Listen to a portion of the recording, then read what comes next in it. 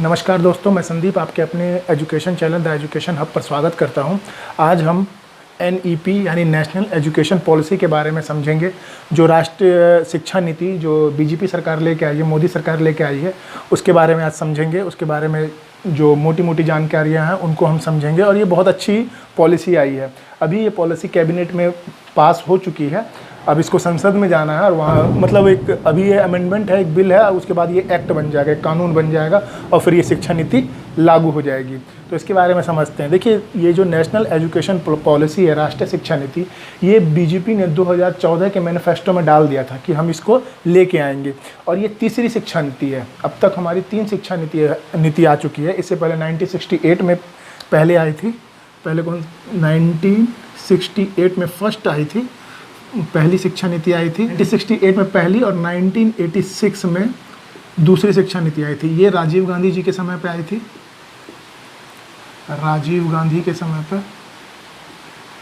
और ये आई थी नीति इंदिरा गांधी जी के समय पर।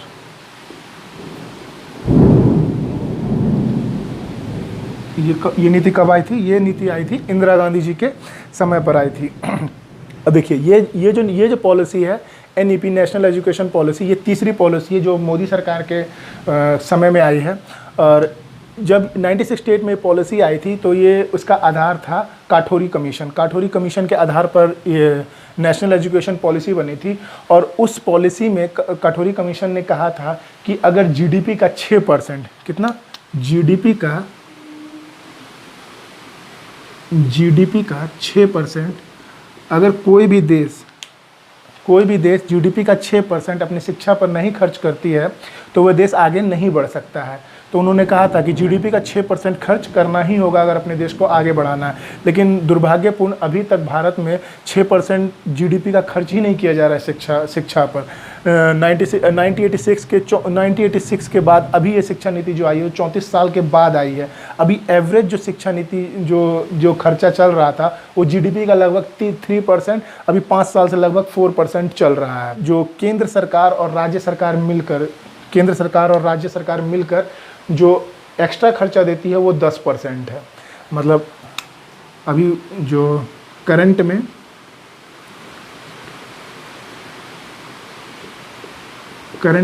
अभी कितना है? 4%। और सेंट्रल एंड स्टेट गवर्नमेंट कितना देती है? लगभग 10% देती है। कितना देती है? 10% देती है। देखिए, पिछले 5 साल का ये एवरेज खर्चा जो GDP के तौर पर दे रही है, GDP में से निकाल के दे रही है केंद्र सरकार। या आप बीजेपी बादल के गरजने की आवाज़ सुन रहे हैं या अभी बारिश हो रही है। अब देखिए, हमारे देश में लगभग 4%। लेकिन अगर हम भूटान की बात करते हैं, किसकी?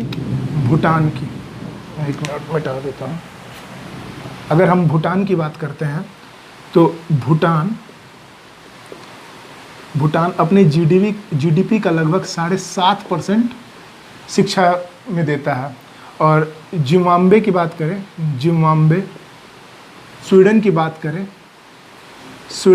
करें तो ये लगभग 7% अपनी शिक्षा नीति पर खर्च करते हैं। और अगर हम फिनलैंड की बात करें,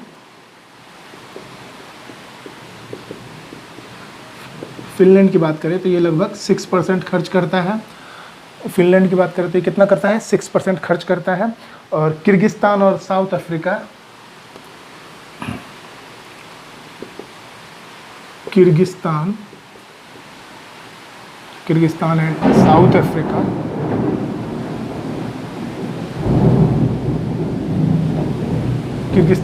अफ्रीका, ये लगभग किर्गिस्तान एंड साउथ अफ्रीका और एक ब्राज़ील, ये लगभग अपनी 5% GDP का खर्च करती हैं। 5.5% GDP का खर्च करती हैं। अब देखिए, भूटान 7.5%, जिम्बाब्वे, स्वीडन कितना? 7%, Finland 6%, Brazil, Kyrgyzstan and south Africa 5.5% खर्च करती है। अब आप लोग चाइना के बारे में सोच रहे होंगे, तो चाइना जो है पिछले 7 साल से कंटिन्यूसली 4% अपने GDP का खर्च कर रहा है। चाइना कितना कर रहा है? चाइना कितना 4% लगातार 7 साल से, कंटिन्यूसली कितना 7 साल से 4% खर्च कर रहा है लगातार। और हमारा ऊपर नीचे होते रहता है, जो कि अभी जो लगभग 5 साल से लगभग 4% खर्च कर रहे थे, उससे पहले एवरेज जो है हमारा 3% रहा। अब आगे समझते हैं। अब ये जो न्यू पॉलिसी आई है, न्यू एजुकेशन पॉलिसी, इसमें सरकार ने क्या फैसला लिया है? इसमें सरकार ने कहा कि हम न्यू पॉलिसी में जो जीडीपी का कितना परसेंट खर्च करेंगे? 6% खर्च करेंगे। जीडीपी का कितना परसेंट खर्च करेंगे? 6% खर्च करेंगे। और सेंट्रल एंड स्टेट गवर्नमेंट है वो लगभग 20% देगी। कितना देगी? 20%। जो पहले कितना था? 10% था, अब कितना देगी? वो 20% देगी। 20%। और ये जो बिल था ये 31 मई 2019 को लाया गया था। और ये बिल पास कब हुआ? 29 जुलाई 2020 को, मतलब कल ये बिल पास हो चुका है। अब ये बिल पास हुआ है, अब ये कैबिनेट के संसद में जाएगा। अगर संसद में ये पास हो गया तो ये एक कानून बन जाएगा, और ये बहुत अच्छा कानून है दोस्तों। अभी मैं इसके बारे में आगे बताता हूँ। आते हैं। अभी तक हमारा फॉर्मेट चल रहा था, कैसे चल रहा था? 10+2 का। अभी क्या फॉर्मेट चल रहा है?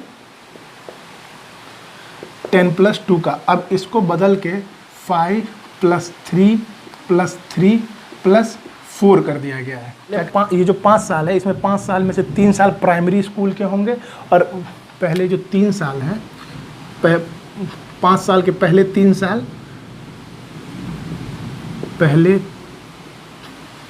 पहले 3 साल किसके होंगे? प्राइमरी के। पहले 3 साल प्राइमरी के, और बाकी के फर्स्ट और सेकंड क्लास जो है, फर्स्ट एंड सेकंड क्लास, बाकी के 2 साल जो है फर्स्ट एंड सेकंड क्लास। इसमें एक तरह से समझिए फाउंडेशन जो है, फाउंडेशन स्टेट होगा, मतलब यहाँ से एक बेस तैयार होना स्टार्ट हो जाएगा। तो ये कौन सा स्टेट होगा? फाउंडेशन।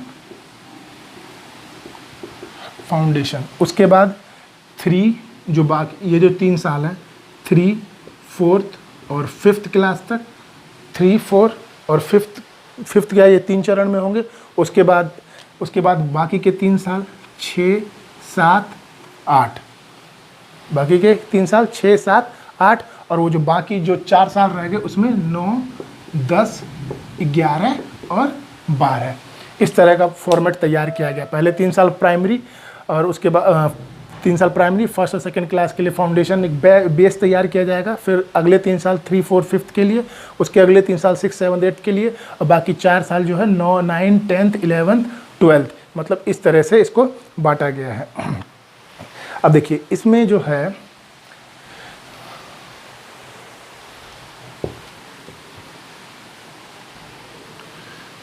जी 5वीं कक्षा की जो पढ़ाई होगी, 5वीं कक्षा तक की जो पढ़ाई होगी, मतलब 5वीं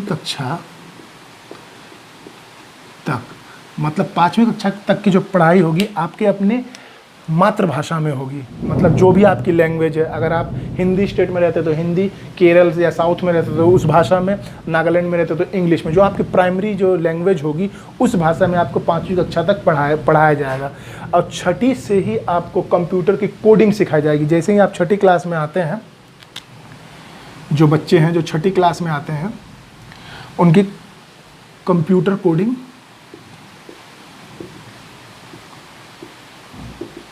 उनको क्या सिखाया जाएगा? कंप्यूटर कोडिंग सिखाया जाएगा। कंप्यूटर कोडिंग सिखाया जाएगा, इसका मतलब ये है कि अब 6ठी क्लास के बाद ही बच्चे अपने मोबाइल एप्लीकेशन को बना सकेंगे। उन्हें इस तरह से जागरूक किया जाएगा कि अब वो 6ठी क्लास से कंप्यूटर सीख जाएंगे और कोडिंग के बारे में जानने लगेंगे। और 9वीं और 10वीं, 9वीं से लेकर 12वीं तक, 9वीं, 10वीं, 12वीं, 9वीं से 12वीं क्लास तक की जितनी भी परीक्षाएं हो जाएंगी वो सेमिस्टर वाइज हो जाएगी। कैसी हो जाएंगी? सेमेस्टर वाइज, या 2 सेमेस्टर हो जाए या 3 सेमेस्टर हो जाए, वो अभी पता चलेगा किस तरीके से होता है। वो कैसे हो जाएंगी? सेमेस्टर वाइज हो जाएगी। ये बहुत अच्छा चीज़ है दोस्तों, बहुत ही अच्छी चीज़ है। ये मोदी जी का जो ये पॉलिसी आई है, ये बहुत बेस्ट पॉलिसी है। अब आगे देखिए,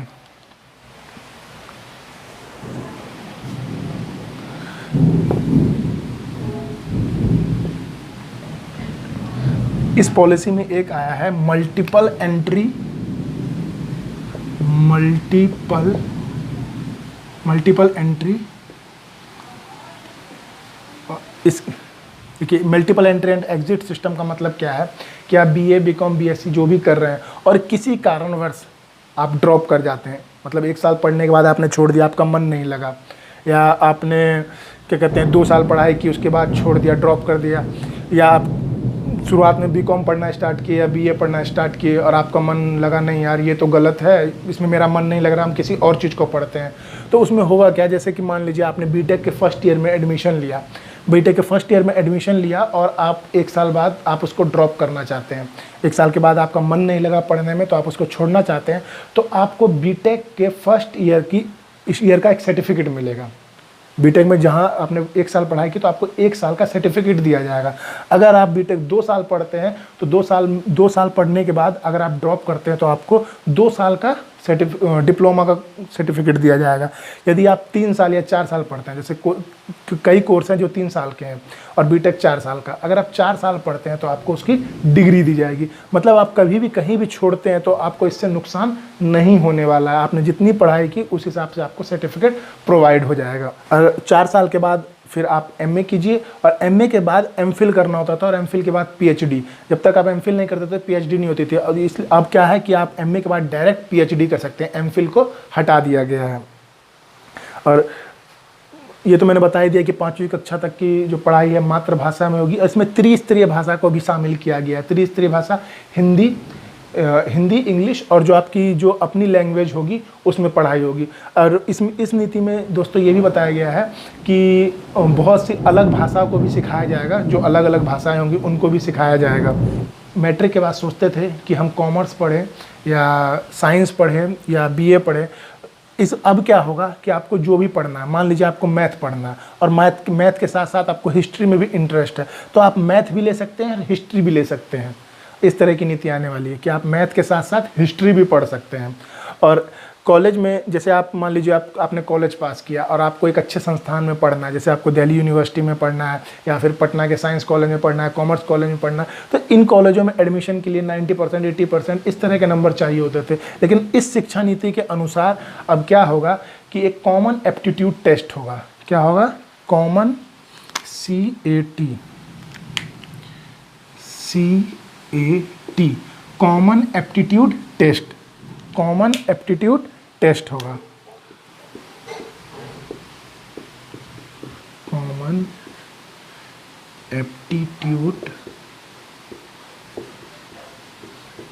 क्या होने वाला है? Common aptitude test. अब इसका मतलब समझिए, मतलब इस तरह का एक टेस्ट होगा। अगर आपके मान लीजिए 45% है, आप सिर्फ 3rd डिवीज़न से पास किए हैं इंटर में और आपको किसी अच्छे कॉलेज में एडमिशन लेना है, तो वहाँ पे आपको CAT देना पड़ेगा, कॉमन एप्टीट्यूड टेस्ट देना पड़ेगा। और इस टेस्ट में अगर आपके अच्छे नंबर आ जाते हैं तो आपको उस कॉलेज में आसानी से एडमिशन मिल जाएगा। इस शिक्षा नीति में हायर एजुकेशन पे भी बहुत ध्यान दिया गया है और जो प्राइवेट स्कूल कॉलेज हैं जो अपनी फीसों पे मनमानी करते हैं उसको भी रोकने के लिए प्रावधान लाया जाएगा। जो शिक्षक पढ़ा रहे हैं उनको भी जागरूक किया जाएगा कि आप शिक्षा को किस तरीके से आगे ले जाएं, किस तरीके से पढ़ाएं। तो ये जो मोटी मोटी बातें थी जो नेशनल एजुकेशन पॉलिसी में है, जो मेन बातें थी वो मैंने आपको अच्छे से समझा दी है। यही है राष्ट्रीय शिक्षा नीति, जो कि बहुत अच्छी पॉलिसी है। अगर ये पास हो जाती है संसद में तो बहुत अच्छी पॉलिसी होगी, हमारा देश बहुत आगे बढ़ेगा। तो धन्यवाद, आज ये सेशन यहीं समाप्त करते हैं दोस्तों। मुझे लगता है आपको ये समझ में आ गया होगा। अगर आपको ये अच्छा लगा हो तो प्लीज़ इस चैनल को लाइक कीजिए, सब्सक्राइब कीजिए। और इस चैनल पे मैं साथ के साथ अभी मैप चल रहा है हमारा, इंडियन मैप 1, 2, 3, 4 पार्ट हो चुके हैं। आप उसको देखिए, समझिए किस तरीके से पढ़ाई हो रही है। अभी कल या परसों में पॉलिटी स्टार्ट हो जाएगा, फिर हम पॉलिटी पढ़ेंगे और कुछ दिन में हम मॉडर्न हिस्ट्री भी तैयार करेंगे। तो दोस्तों आज के लिए इतना ही, धन्यवाद, have a nice day, thank you.